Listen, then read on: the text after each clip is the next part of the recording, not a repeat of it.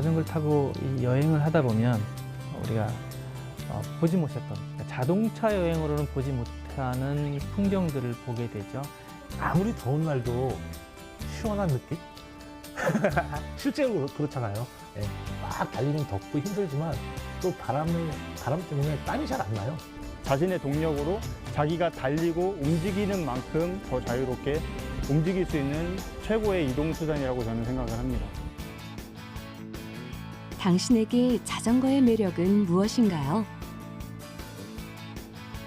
사람의 두 다리로 두 개의 바퀴를 움직일 때 속도를 타고 느껴지는 시원한 바람. 시공간을 초월한 자유로움을 만끽하는 순간이죠. 자전거는 사람의 힘으로 움직이는 만큼 새로운 풍경을 선사하는데요. 어린아이부터 노인까지 누구나 탈 수 있는 친숙한 이동수단.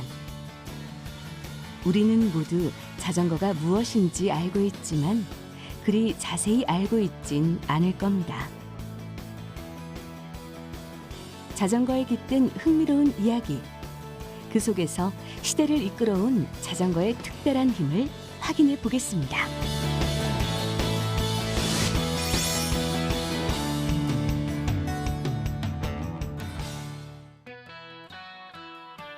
경상북도 상주시를 찾았습니다. 하늘에서 내려다본 상주는 분지의 특성대로 평평한 땅이 펼쳐져 있는데요. 오르막이나 내리막이 거의 없는 쭉 뻗은 평지. 자전거를 타고 다니기 참 좋은 환경이죠. 그래서인지 오래전부터 자전거의 도시로 불린 이 지역엔 자전거 박물관이 자리 잡고 있는데요. 전시실 내부를 가득 메우고 있는 자전거들. 이 중에서도 독특한 디자인의 자전거들이 먼저 눈에 들어옵니다. 어떻게 안장을 달아 페달을 굴렸는지 궁금할 정도로 상당한 높이를 자랑하는 이 자전거는 5층 자전거입니다. 1989년 열린 자전거 축제 때 퍼레이드를 주름잡던 주인공이라고 하네요. 앞바퀴가 크고 뒷바퀴가 상대적으로 작은 이 자전거는 하이휠 자전거라고 하는데요. 이름대로 커다란 바퀴를 굴려 주행하는 이 자전거의 또 다른 이름은 오디너리 자전거로 19세기 후반까지 자전거의 표준형이자 최고의 유행 아이템이었다고 합니다. 그렇다면 세상에 처음 등장한 자전거의 형태는 어떤 모습이었을까요? 나무를 깎아 만든 듯 지금의 것과는 조금 거리가 있는 이 자전거는 최초의 자전거, 셀러리 페리입니다. 같은 크기의 목재바퀴에 안장을 얹은 형태인데요. 페달 없이 두 발로 지면을 굴러 이동하는 원리로 앞뒤 바퀴가 일직선으로 고정돼 있어 방향 전환을 하기 위해선 앞바퀴를 들어 올려야 했습니다. 말을 타거나 마차로 먼 거리를 이동하던 시대, 셀러리 페리의 등장은 자전거의 발전에 커다란 영감을 주었죠. 1790년 프랑스 파리에서 제작된 셀러리 페르라는 자전거는 세계에서 가장 빨리 달릴 수 있는 자전거로 시작을 했지만 인간이 땅을 발로 굴러서 이동해야 했던 자전거라면 맥밀런 자전거는 앞바퀴에 발판을 달은 최초의 자전거입니다. 인간이 발로 굴르는 것에서 시작해서 최초로 자전거인 기계에 발을 굴러서 이동했다는 의미가 있는 자전거입니다. 페달의 등장은 곧 크랭크라는 기계의 사용을 의미합니다. 두 다리를 땅에서 뗀 채 자전거를 탈 수 있게 된 건데요. 속도는 높였지만 불편한 점은 또 있었습니다. 앞바퀴에 페달을 단 벨로시페드라는 자전거는 나무 바퀴에 철판을 둘러싼 구조인데 지면의 진동을 얼마나 느꼈는지 사람들은 뼛속까지 흔들린다는 의미로 본 쉐이커라는 이름을 붙이기도 했죠. 자전거의 발전은 결국 사람의 힘으로 얼마나 빠르게 이동할 수 있는가에 대해 당시 사람들이 고민한 결과입니다. 그러한 발상이 모여 자전거의 구조와 부품의 진화를 불러온 것이죠. 우리나라에 자전거가 도입된 시기는 1880년대로 추정하고 있는데요. 당시 처음으로 자전거를 본 사람들은 괴물차, 축지차, 자행차라고 부르며 무서워하거나 매우 신기해했다고 합니다. 그 개화기 때 한국에 도입되던 자전거는 거의 완성된 단계의 자전거 형태가 들어와서 외국의 군인이라든지 선교사, 그다음에 개화 사상가들이 도입을 해서 처음 자전거를 타고 다녔는데 그걸 보고 많은 시민들이 굉장히 신기해하고 좋은 교통수단으로서 이용하게 되었던 것 같습니다. 자전거 경주대회가 열릴 정도로 자전거가 대중화된 일제강점기. 당시 자전거 하나로 이름을 알린 조선인이 있었는데요. 바로 엄복동 선수입니다. 1913년부터 1920년까지 주요 자전거 경주대회에서 일본 선수들을 제치고 당당히 우승을 차지했던 자전거왕 엄복동. 나라 잃은 서름과 일제의 억압 속에서 엄복동 선수를 비롯해 우리나라 자전거 선수들의 승리는 사람들의 마음을 잠시나마 달래주었다고 하네요. 1924년도에 상주역이 23년도에 상주역이 개통되면서 그 다음에는 1924년도에 조선 8도 자전거 대회가 열립니다. 이때 그 유명한 엄복동 선수가 우승을 하게 되고 상주 출신의 박상은 선수가 3위를 입상하게 됩니다. 이때부터 상주라는 도시가 전국적으로 굉장히 유명한 자전거 도시로서 이름을 날리게 되는 것이죠. 해방 이후부터 1980년대까지 서민들의 이동수단이자 운송수단으로 자리 잡았던 자전거. 무거운 쌀가마니를 옮기거나 집배원들의 노고를 덜어주던 운송용 자전거는 90년대 이후 자동차에게 서서히 자리를 내어주었죠. 상주자전거 박물관 한편에 서 있는 오래된 자전거에는 한 시대의 삶이 고스란히 깃들어 있었습니다. 많은 시간이 흘렀지만 자전거는 여전히 우리 곁에 있습니다. 다만 21세기를 달리는 자전거는 그 역할이 꽤 다양한데요. 친환경 이동수단이자 레저 스포츠용, 그리고 자신만의 개성을 나타내는 아이템 등으로 각광받고 있는 자전거. 자전거가 만들어내는 또 다른 힘을 확인해 보겠습니다.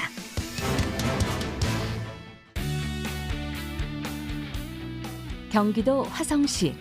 이곳엔 특별한 놀이터가 마련돼 있습니다. 하늘 위에서도 시선을 사로잡는 이 커다란 구조물은 하프파이프 등으로 이루어진 스케이트파크인데요. 이곳을 자유롭게 질주할 주인공은 바로 공중을 지배하는 자전거입니다.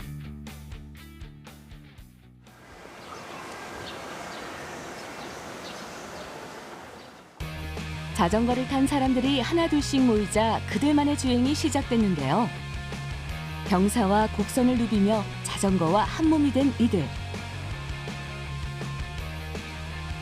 이러한 묘기가 가능한 자전거를 우리는 BMX라고 부릅니다.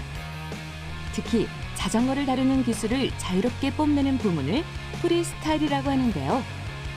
라이더의 기량에 따라 고난이도의 퍼포먼스를 구현하는 BMX 프리스타일. 타는 이에게 자유와 멋을 선사한다는 BMX의 이야기가 사뭇 궁금해집니다. 저희가 하고 있는 이 자전거 종목은 BMX 프리스타일 종목이고 2020년부터 도쿄올림픽에 들어간 정식 종목이에요. 그리고 BMX 프리스타일 종목의 경기 방식은 60초 동안 런을 뛰면서 자기가 구상한 기술이나 난이도, 스케일, 기물을 활용하는 정도를 평가하는 경기이고 60초 런을 2번 뛰어서 높은 런을 뛴 점수를 베스트 스코어로 채택하는 그런 종목입니다. 프리스타일 외에도 BMX의 종류는 다양합니다.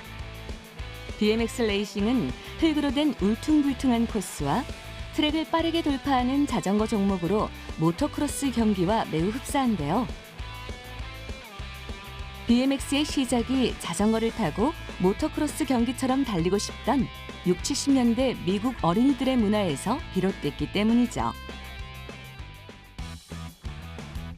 BMX 레이싱 선수들이 자전거를 다루는 기량을 자랑하는 데서 시작된 프리스타일은 길거리의 난간이나 계단 등을 이용하는 스트릿과 자전거를 타고 평지에서 춤을 추는 듯 묘기를 선보이는 플랫랜드, 그리고 하프파이프와 언덕과 같은 대형 인공 구조물을 사용하는 파크 등으로 구분할 수 있는데요. 이번 도쿄올림픽에서 선정된 BMX 프리스타일 종목은 파크에 해당합니다. 자전거라는 이동수단이 청소년들의 표현 도구이자 시대를 반영한 개성 있는 스포츠로 자리 잡았다는 점에서 우리는 BMX의 매력을 짐작할 수 있죠. 일단 BMX의 가장 큰 매력은 성취감이죠. 이게 뭐 눈으로 처음 보시기에는 그냥 되게 간단해 보일 수 있어요. 동작이 그냥 점프하면 되고 잠깐 손 놓으면 될 것 같이 굉장히 보기엔 쉬워 보일 수 있는데, 기술에 따라서 오래 걸리는 거는 최소 6개월, 1년 그 정도 시간이 걸리고, 그 시간 동안 매일 연습하면서 많게는 진짜 수천 번까지 넘어져야지 한 기술을 성공하는 일도 있어요. 중간에 포기하지 않고 끝까지 해냈을 때, 그걸 이루어냈을 때 성취감이 가장 큰 매력이라고 저는 생각합니다. 보통 사람들은 도저히 탈 수 없을 것 같은 BMX. 이 자전거는 과연 일반 자전거와 비교해 어떤 차이가 있을까요? 20인치의 작은 바퀴는 가장 튼튼하고 안정적인 크기를 자랑하고요. 360도 회전이 가능한 핸들바는 지지 구조이자 다양한 트릭을 구사하는 데 필요한 아주 중요한 역할을 합니다. BMX의 프리기어와 낮은 안장, 그리고 페달의 유무 또한 자전거의 무게를 줄이고 퍼포먼스의 범위를 넓히기 위해서죠. 이외에도 프레임을 포함한 각각의 부품과 소재는 라이더의 신체적 특징과 주요 기술에 따라 자신의 스타일에 맞게 선택해 장착할 수 있습니다. BMX 프리스타일은 정말 키가 큰 선수가 유리할 수도 있고, 오히려 키가 좀 작은 한 170 정도 되는 선수가 유리할 수도 있는 게, 지구력은 기본이고요. 그리고 폐활량이 생각보다 굉장히 좋아야 돼요. 60초밖에 안 되는 시간이지만 실제로 경기를 뛰어보면은 거의 호흡할 수 있는 구간이 없기 때문에 지구력도 좋아야 되고, 순간적인 폭발력과 민첩성은 당연히 제일 중요한 부분이라고 볼 수 있습니다. 이제 본격적으로 프리스타일의 기술들을 확인해 보려고 하는데요. BMX 프리스타일 국내 랭킹 1위, 아시아 랭킹 3위인 이지호 선수 또한 보호구 착용과 준비에 한치의 소홀함이 없습니다. 자전거와 함께 공중으로 뛰어오르며 멋진 자세를 취하는 일은 그만큼 사고의 위험을 동반하기 때문이죠. 아무래도 이 BMX라는 게 부상 위험이 굉장히 높은 운동이거든요. 그래가지고 솔직히 이렇게 보호대를 차도 다치긴 하지만 이제 조금이나마 큰 부상을 좀 이제 방지하기 위해서 한여름에도 저는 이제 똑같이 보호대를 차고 있습니다. 드디어 이지호 선수가 하프파이프에 들어섰습니다. 자전거에 몸을 싣고 마치 중력을 벗어난 듯 점점 가볍게 점프하는 이지호 선수. 고난이도의 기술일수록 더 높이 날고 더욱 멋진 동작이 등장합니다.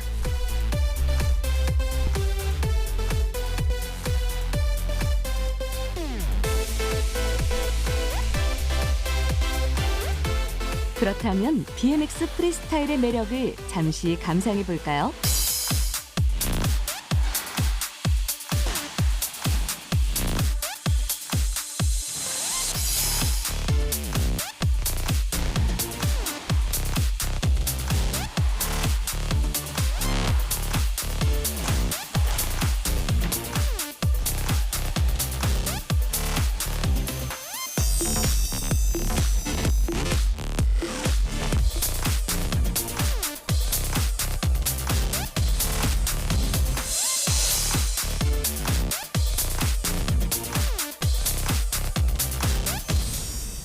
이제 내년에 있을 아시안 게임에서 만약에 BMX 프리스타일이 정식 종목으로 된다면은 금메달을 따고 싶고요. 장기적인 목표로는 김연아 선수가 피겨를 비인기 종목에서 인기 종목으로 만들었듯이 저도 BMX라는 종목을 비인기 종목에서 저로 인해 인기 종목으로 거듭났으면 좋겠습니다. 그 시작이 서양의 10살 내외 어린이들이 만든 놀이 문화에서 시작했듯 보는 이들의 시선을 단숨에 사로잡는 BMX는 10대부터 20대 초반까지 세계적인 인기를 얻고 있습니다.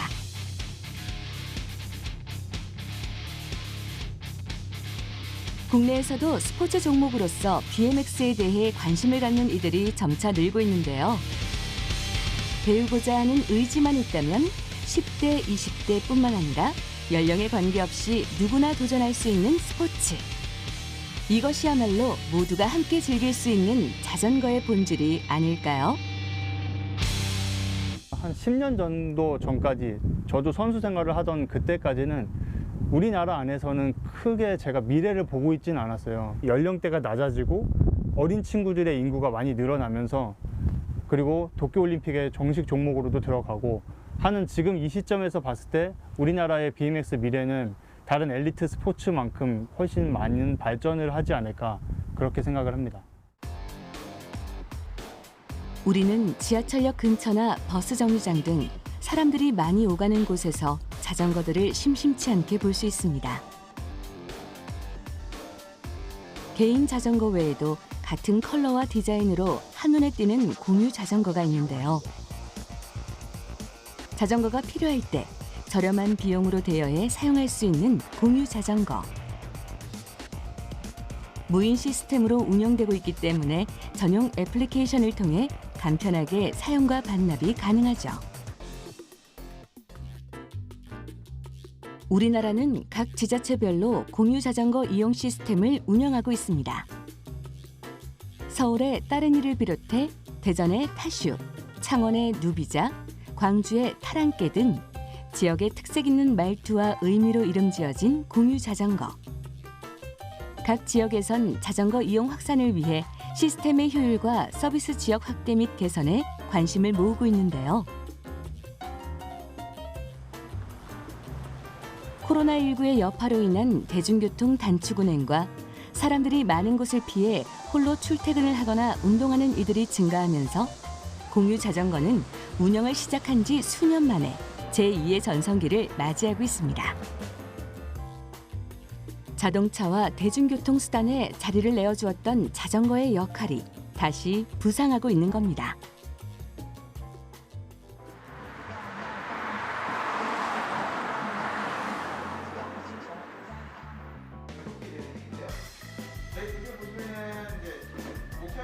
다양한 연령층이 한자리에 모여 있는 이곳. 자전거 정비 수업이 한창입니다.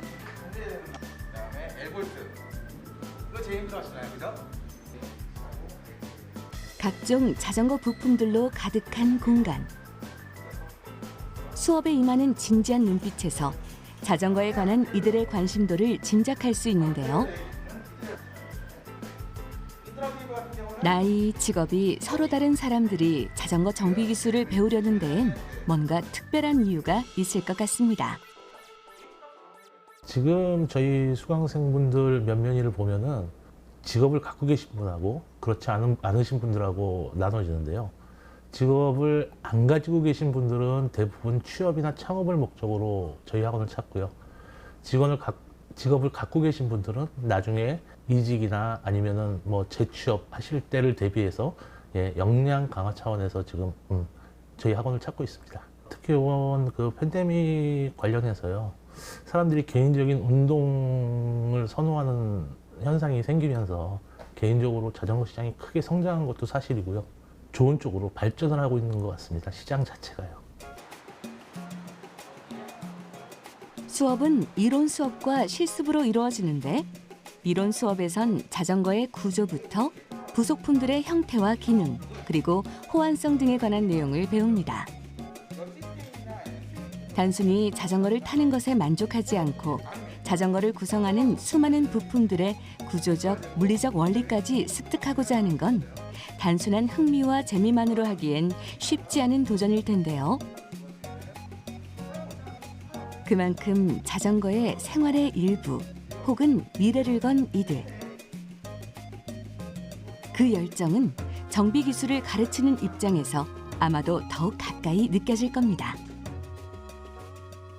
오르시고 오시는 분들은 이제 가장 기본적인 생활차부터 저희가 알려드리고요. 그다음에 아예 좀 관심이 있으셔서 본인의 고급차를 가지고 계신 분들 같은 경우는 가지고 계시는 분들은 그 거기에 맞춰서 거기에 어느 정도 이제 고급차를 타시는 분들 같은 경우는 생활차와는 다르게 본인에 대한 욕심이 있으세요 일단은. 그리고 뭔가 교체해보고 싶거나 아니면 본인 취향에 맞춰서 구설 교체할 수 있는 그런 지식이나 아니면 소관성 문제에 대해서 저희가 도움을 드리고 있습니다.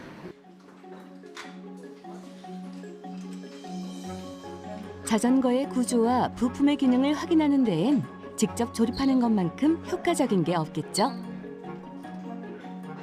자전거를 모두 해체한 후 다시 조립하는 시간.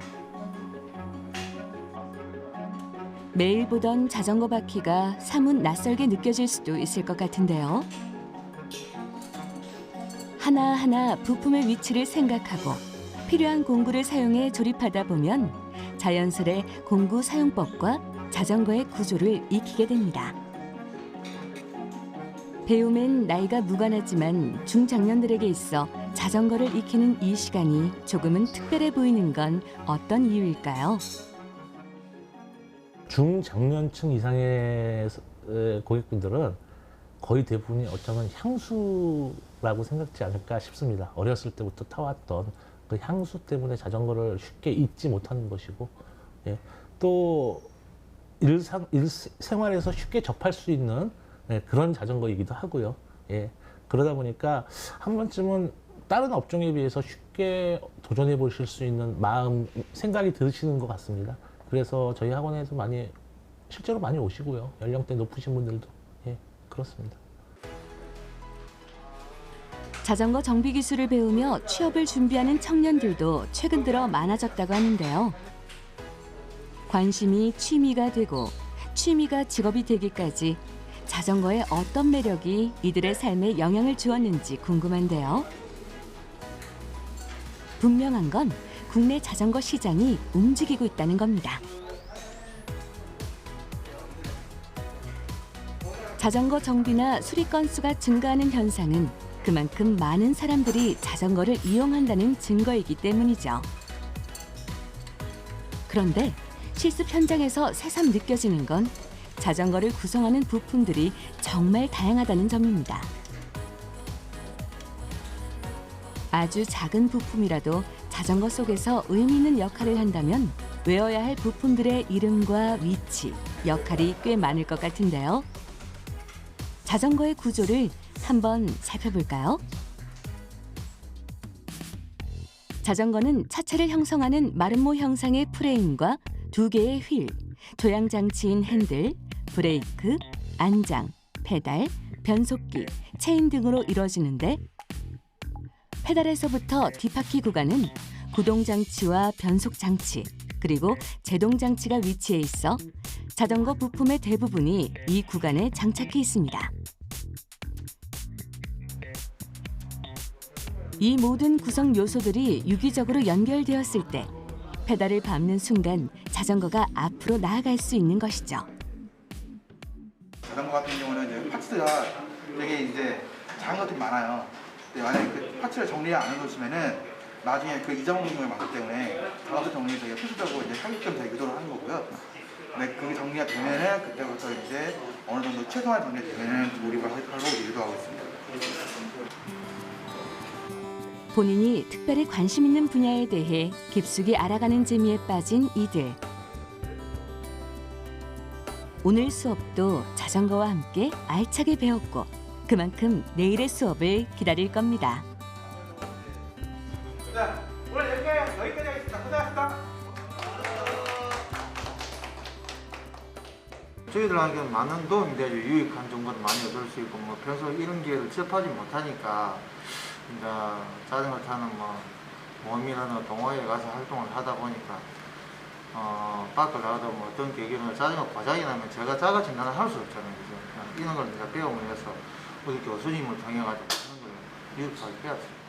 지난 2019년도 서울시 통계 자료를 보면은 서울시의 총 인구 대비 자전거 이용률이 17.9%로 나와 있습니다. 예, 그렇다면 그 나머지 80% 이상이 자전거를 지금 이용하고 있지 않다는 얘기인데요. 그 성장률은 점점 더 이용률은 점점 더 올라갈 것이고요. 예, 그렇기 때문에 자전거 시장의 어떤 미래는 굉장히 밝다라고 좀 보여지고요. 그 이용률이 높아질수록 또 자전거 정비 시장도 점점 더 일례로 지금 창업하시는 분들의 어떤 형태를 보더라도 예전에는 일반적인 자전거 대리점만 이렇게 시작을 했다면은 이제는 자전거 전문 수리샵만 하시는 분들도 생각보다는 많이 늘었습니다. 예, 그런 것들이 마트, 편의점이 생기듯이 동네 곳곳에 앞으로도 어쩌면은 그 전문 정비샵이 많이 생기지 않을까 그렇게 생각해 봅니다. 수원에 위치한 한 대학교를 찾았습니다.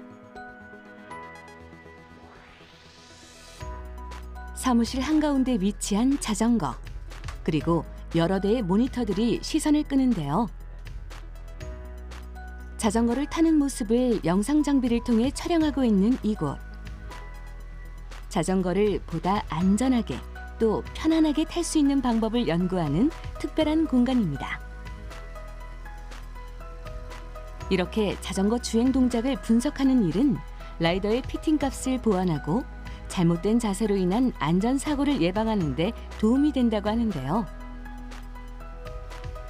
자전거 제대로 타는 법, 초심자들이라면 지금부터 귀를 기울여야 될 것 같습니다. 예전에는 자전거가 도로에서 사고가 나면 대부분이 피해자였는데요. 최근에는 자전거가 이제 가해자로 변했어요. 무슨 얘기냐면 자전거를 타는 사람들이 오히려 사고를 내고 그것이 이제 문제가 되는 상황들이 많아졌고, 이 자전거 타면서 사망 사고가 통계치를 보면 굉장히 놀라울 정도로 많아요. 그 많은 정도가 오토바이 타시는 분들보다 자전거 타다가 사망하시는 분이 더 많은 나라가 우리나라이더라고요. 유럽하고 비교해보면 거의 10배 가까이 되는 그런 수준이에요. 핸들, 이 레버를 송경환 교수는 일명 자전거 홍보대사입니다. 1인 미디어를 통해 안전하게 자전거를 타는 방법을 전하고 있는데요. 핵심 내용은 내 몸에 딱 맞는 자전거를 만들기 위한 피팅법 이해하기입니다. 각종 사고에 노출될 수 있는 자전거이기에 우선적으로 몸이 편안하게 움직여야 한다는 것이죠. 그의 일과는 이메일을 확인하는 것부터 시작합니다. 학생들을 지도하기 위해 오고 가는 메일 외에도 수많은 메일이 송 교수의 메일함으로 들어오는데요. 대부분 자전거 피팅 설명서를 요청하는 내용과 사용 후기에 관한 겁니다. 그가 운영하는 동영상 플랫폼을 통해 자전거 피팅 설명서 신청을 받는데 꽤 인기가 많나 봅니다. 송경환 교수가 직접 제작한 자전거 피팅 설명서가 보다 많은 이들에게 전해질수록 그 속에 담긴 메시지 또한 조금씩 퍼져나가겠죠. 자전거는 배워서 탄다가 아니고 자전거는 타면서 배운다, 이렇게 느끼고 있는 것이 우리나라 동호인들의 이 생각이기 때문에 전혀 배우지 않죠. 그래서 자전거를 타는 법이라든지 또 자전거를 이렇게 자기 몸에 맞춘다거나 또 자전거를 타고 나갔을 때 자기가 지켜야 될 매너, 그리고 여러 가지의 어떤 행동들에 대해서 교육을 하는 기관들이 전무하죠. 그러다 보니까 그런 부분들을 조금 해소시켜주기 위해서는 이런 채널이 좀 필요하겠다라고 생각이 들어서 제가 채널을 운영하게 되었고요. 허벅지가 더 부담이 됩니까? 자전거 피팅에서 고려해야 할 부분은 안장의 높이와 핸들바와 연결된 스템의 높이, 그리고 클릿 페달의 각도입니다. 그중에서 라이더의 생활 습관과 연관이 있는 요소가 바로 클릿이죠. 그래서 피팅은 페달과 신발을 결합해 주행에 도움을 주는 클릿 페달과 신발은 주로 스포츠형 자전거에 사용하는데요. 클릿은 라이더의 신체 너비와 걸음걸이에 맞게 조정해 주는 것이 좋다고 합니다. 자신의 보행 습관과 맞지 않는 각도로 클릿 페달을 장착했을 땐 발목과 무릎 그리고 고관절에 통증이 나타날 수 있는데요. 클릿을 조정할 때는 골반 너비와 보행 시 발의 각도를 고려해 자신에게 맞는 클릿 값을 찾아야 합니다. 클릿 피팅의 효과는 오르막이나 장거리 주행 시 확연한 차이를 보인다고 하네요. 클릿을 조정할 때는 결국은 이 보행 각도인 거죠.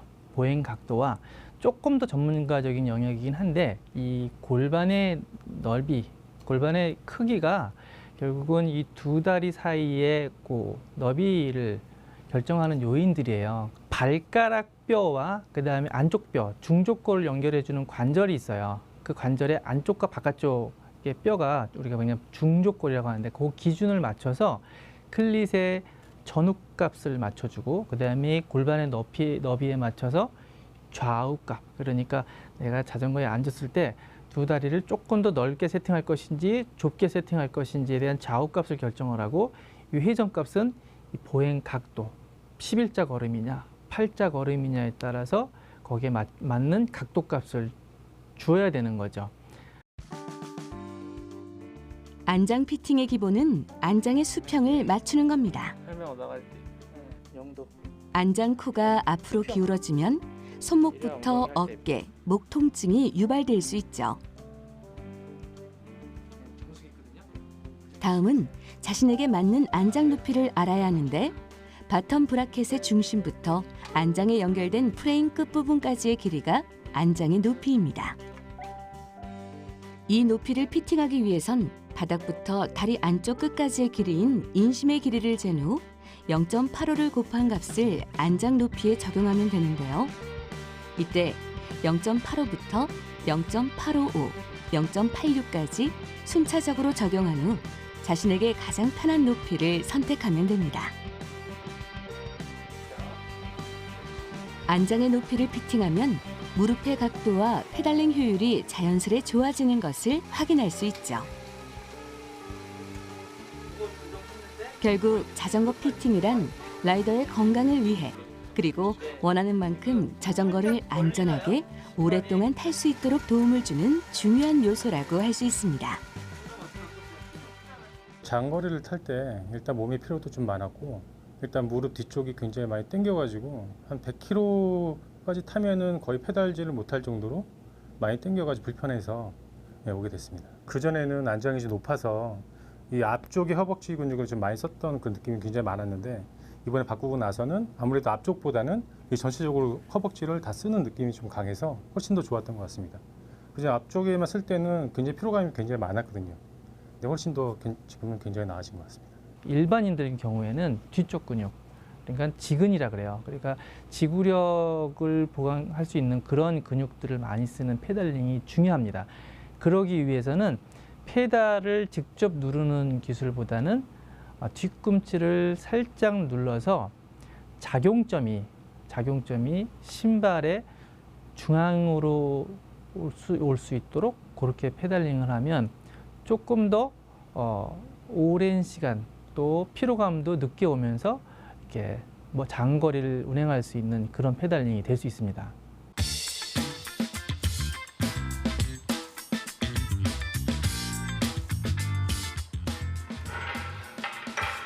자전거 프레임을 이리저리 손보는 이 사람.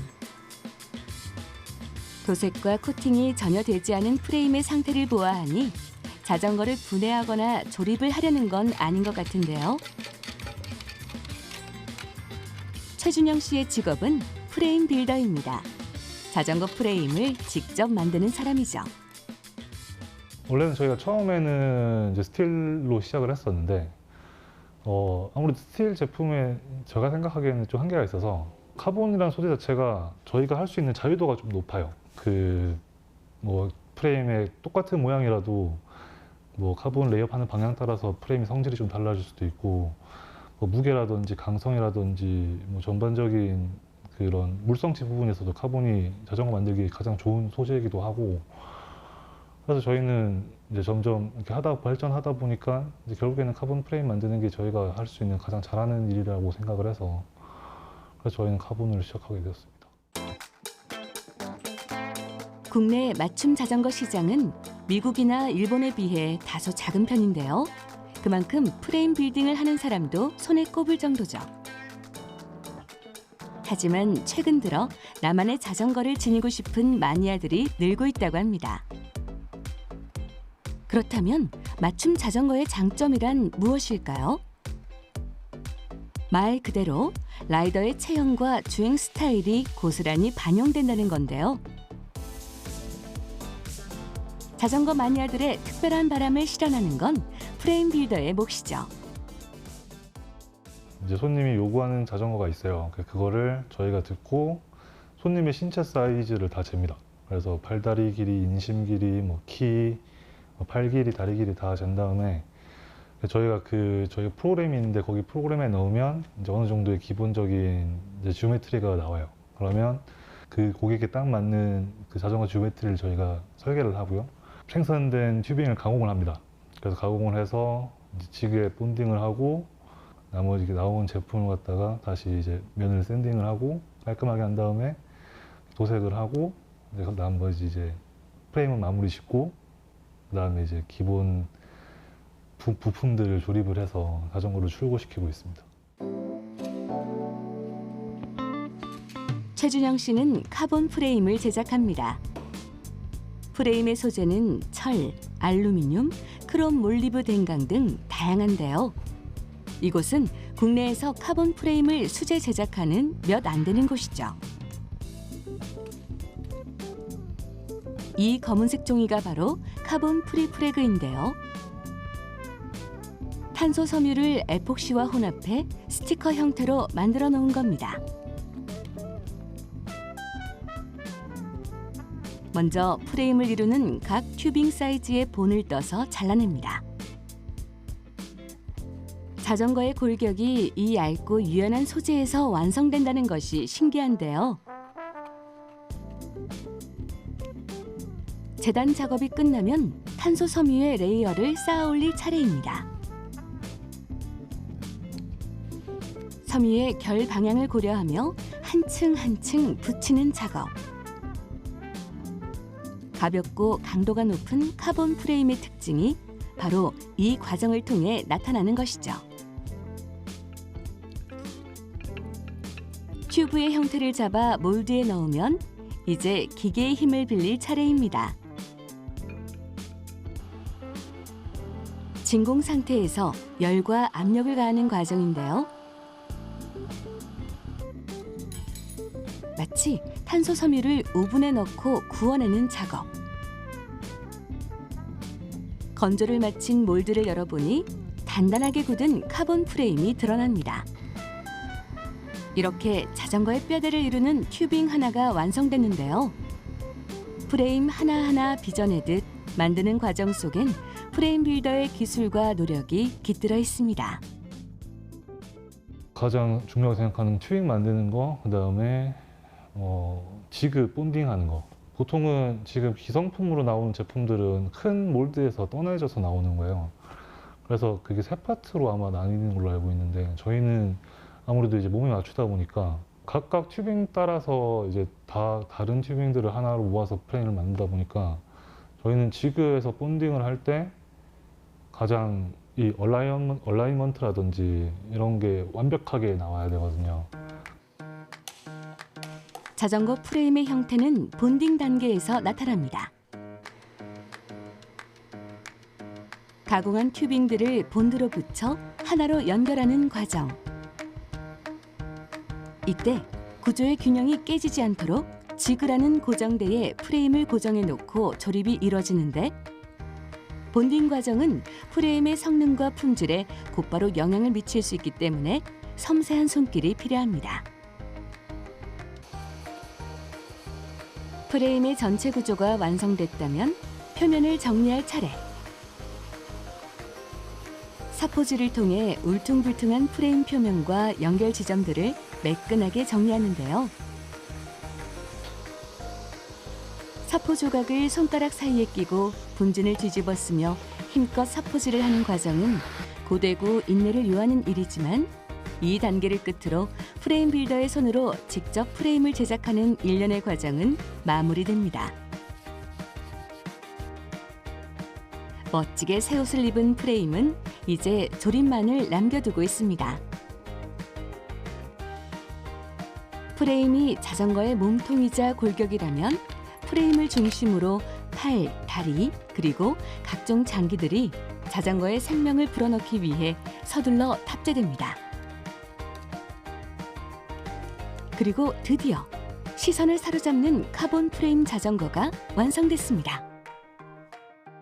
자전거 만드는 거는 그냥 계속 할 것 같아요. 일단은 목표가 하나 있어서 그래서 기왕 만들기 시작했는데 1등을 찍어봐야 되지 않겠나.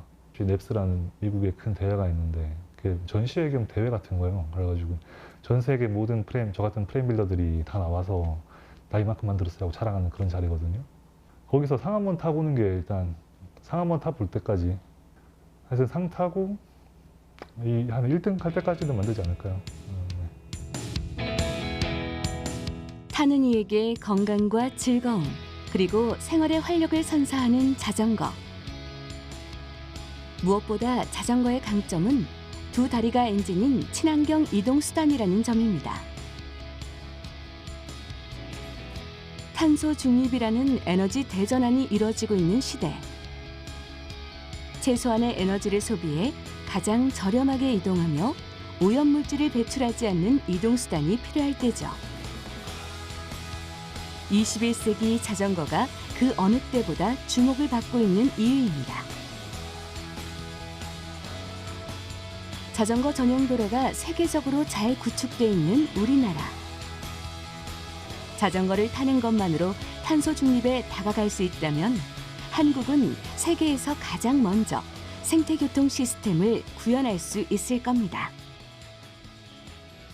자전거는 엔진이 사람이니까 아마도 지구상에 있는 가장 친환경적인 교통수단이 아닌가 이런 생각이 듭니다. 그래서 결국은 사람이 어떤 사람의 힘으로 고효율을 내면서 타고 다니는 그런 물건이죠. 자전거 자체가 오염을 유발하지 않는 물건이기 때문에 이동 수단이기 때문에 굉장히 친환경적이라고 생각할 수 있습니다.